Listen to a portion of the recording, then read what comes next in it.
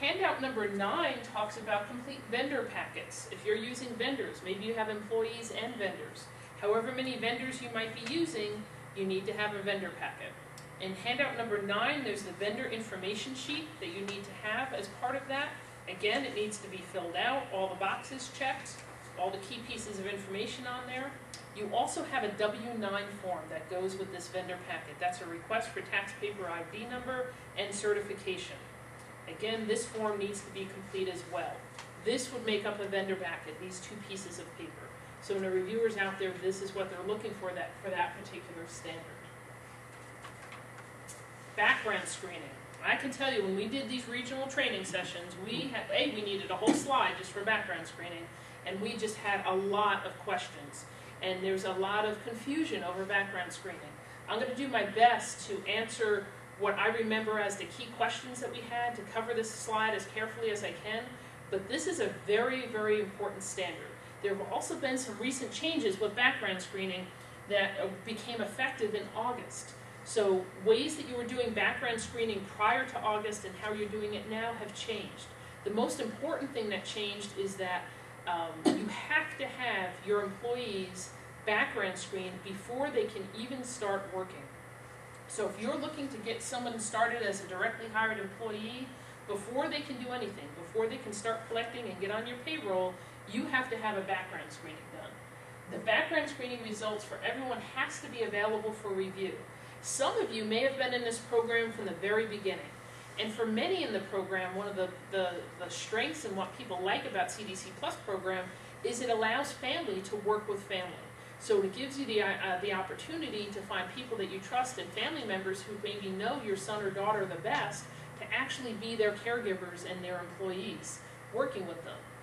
Many think, well, surely my family doesn't have to be background screening, just the strangers. And the answer is no. Everybody has to be background screening. CDC Plus did allow for really close family members to only have what was called the level 1 background screening. If you started the program in the very beginning, there was a short period of time where background screening was kind of optional, do it, it's a best practice. It became a rule and something that you had to do, I want to say back in like 2001. It was a long time ago. And there is no such thing as being grandfathered in. Just because you were in the program from the very beginning doesn't mean you don't have to get background screened. At some point it became a requirement. So whether your mom or dad, no matter how close your family relationship might be for the participant that you're working for, you do have to have a background screening. Level 1 background screenings were required for parents, siblings, step-siblings, any what they considered close family members, and the CDC notebook outlined who would fill that category. A level 1 background screening meant that you needed to have a signed and notarized affidavit of good moral character, you needed to have a proof of local background screening, and an FDLE clearance. These 3 parts make up what's called a level 1 screening. Now, level 1 screenings aren't anything that we're doing anymore, but if you have a level 1 screening right now, even though from August forward you have to have a level 2, which includes the FBI clearance, you don't have to run out and go get that right now. If you have a complete level 1 because you're a parent or a sibling or a step-parent or a step-sister or brother working for somebody, your level 1 clearance is acceptable up until the point of your 5-year rescreening coming due. Once you come due for your 5-year rescreening, then you have to do the complete packet. If any of your employees who are working for your participant are not direct family members, they have always had to have a level 2 background screening. Level 2 is everything that I just talked about, plus the FBI clearance letter. So that is what makes up a level 2. So right now, before you can have anyone start working for you, you have to do a level 2 clearance. I want to go through each of the pieces of paper, and we do have handouts for them. Handout number 10 is the affidavit for good moral character.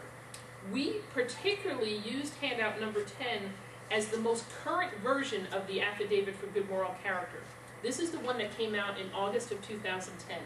When they made some changes with how the program was, they made some changes in background screening, and they added what's called some disqualifying offenses to the process. In adding some disqualifying offenses, it means that this is the most current form that you need to use when you're doing an affidavit for the employees. So if you have old copies of an affidavit of good moral character on hand, get rid of those and make sure you have the one that says on the bottom, APD 0801-2010. Another thing to keep in mind is they did, as I said, add some disqualifying offenses. This particular form lists to a number of codes and offenses that somebody might include. And when someone's signing it, they're either signing a box that says, I haven't done any of the bad things that's on this piece of paper, and so I'm of good moral character and I'm cleared to work, and they sign it and someone notarizes that form. If they review all those offenses and they think they may have at some point in their past been charged or had an offense of this, they would sign a box that says, I may have done one of the offenses on this form, and they have it signed and notarized. What would happen at that point is you would need to look to find out what the offense was and get clearance to have that person work. So the key part is they added some new offenses in August, used the most current form for the affidavit of good moral character. If you happen to review your documentation after looking at this video and realize you're missing some affidavits of good moral character for some of your employees, go ahead, get this affidavit out, get them to sign it, get it notarized, and get your file into compliance now. That's part of why we're providing this information and doing this training. Local background screening. Local law is where you get checked in the county of the residence of where you live. So wherever your employee is living, they would go to either their local sheriff's office, their local police department, somewhere, and ask for what's called a local law check.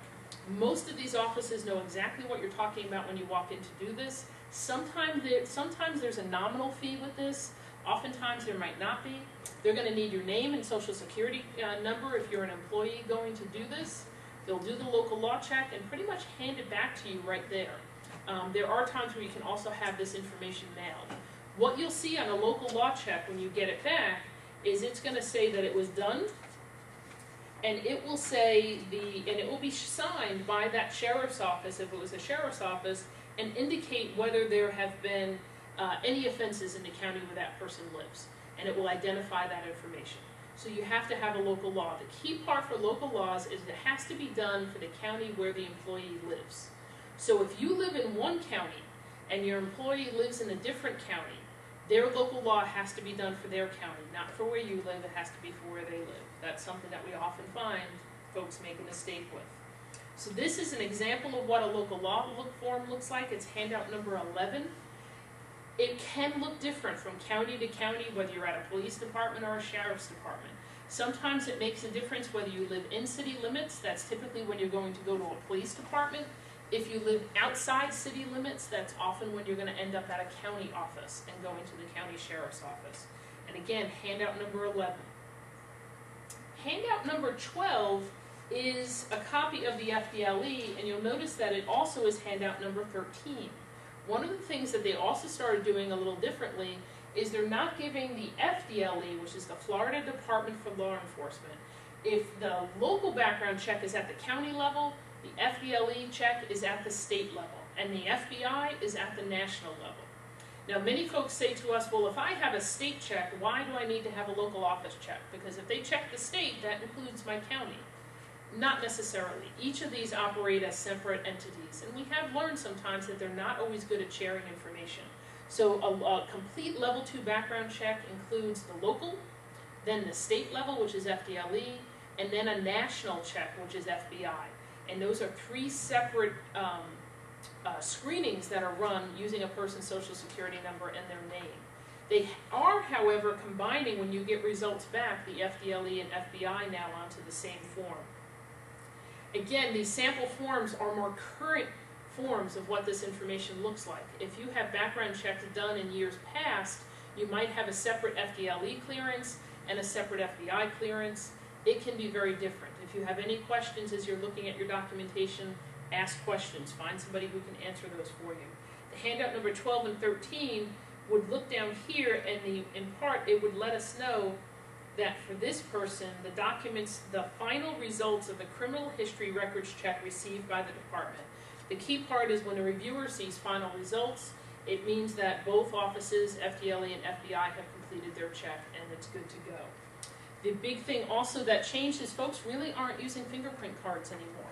and mailing them off. That particular process took a long time and had some gaps in how well it was done. So they began something called live scan. So as a representative, if you have employees sometimes coming and going and you're hiring, you need to find out where the local live scans are in the county where you live. Anytime you want to get a screening done for somebody, call your consultant or call the local area liaison. Every area office, and when I use the word area, you might live in Area 13, which means you're in Marion, Citrus, Hernando, Lake, or Sumter counties, but there's areas all around the state. If you're in Area 11, it means you're all the way down towards Miami, and you live in counties down that way. You can go to Agency for Persons with Disability, APD's website, and it will show you a map of the state of Florida and all the different areas, and you'll quickly figure out which area you live in and who your area liaison is. If you're a rep that's been on this program for a while and a family member, you probably know who your local CDC liaison is. That's the person where your purchasing plans are going to. They're also the person you need to contact when you need to have a background screening check done, because they'll help give you some code numbers that you need to give when you go to the live scan and help figure out how to go through that process. Because once you have the live scan completed, how you code and the information that you put in there helps them tell who those results need to go back to. And more often than not, what I've learned in doing the regional trainings around the state of Florida is that every part of the state does it a little bit differently. So it's really important that you check with your local area and figure out how background screening is done there. In some instances, the results of your employee's background screening check will be sent to your consultant, and your consultant will then need to get it to you. In other parts of the state, it goes to the local area office, and the area office then mails it out to you. So it's very important that once you complete a check, do your due diligence, check it out, help your employee find out where their background check is, and make sure that you get all the documents back in place before they ever start working with you. This particular standard, if you're missing background screening information, if a background screening hasn't been done for one or more of the employees that you have on file, not only does the reviewer score that as a not met, but they do also turn on an alert. And what we mean by alert is there's a potential for someone to be at risk. Not having a screened person, a person working for you who hasn't been screened, potentially could have a record. Hopefully more often than not that's not true, but there is always that risk. So we really have made this a key element. It does have an alert. If the reviewer finds you're missing background screening information, what they're going to do is they're going to call the local area office, they're going to call their regional lead. As soon as you have employees, if you're fortunate enough to have the same employee working for you for more than 5 years, you want to keep track of when their hire date was. Whenever they were hired, if they started for you in January of 2000, that means in January 2005, whatever background screening they had done, it expired, and you needed to do a 5-year recheck. In the past, a 5-year recheck just meant another FDLE, a check with the Florida Department of Law Enforcement.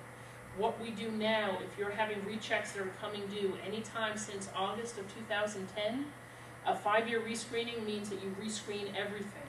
You do another affidavit for good moral character, you do a local law, you do an FDLE, and you do an FBI. So a rescreening now since August means you do all the documentation all over.